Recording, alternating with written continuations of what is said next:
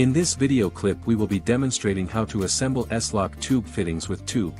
To assemble the fittings with the tubing, you'll need tube, nut, front ferrule, back ferrule, body, spanner, deburring tool, marking pen, gap gauge.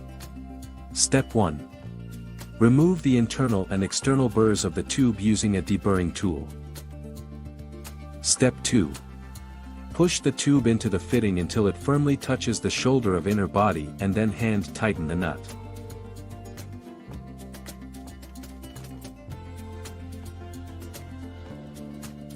Step 3. Mark the starting point of the nut and the tube at convenient location for checking.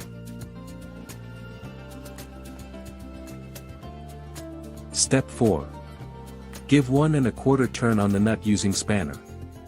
For sizes 1/16 inch, 1/8 inch, 3/16 inch, 2 mm, 3 mm, and 4 mm, tighten by giving 3/4 turn. Step 5. Please inspect using the appropriate gap gauge for the size.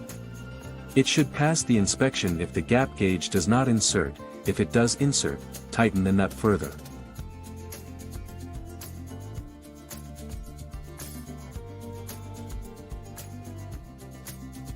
Step 1. Place nut, back ferrule, and front ferrule in order onto the tube. Insert until it touches the end and firmly tighten the nut with hand. Step 2. Mark the starting point of the nut and the tube again.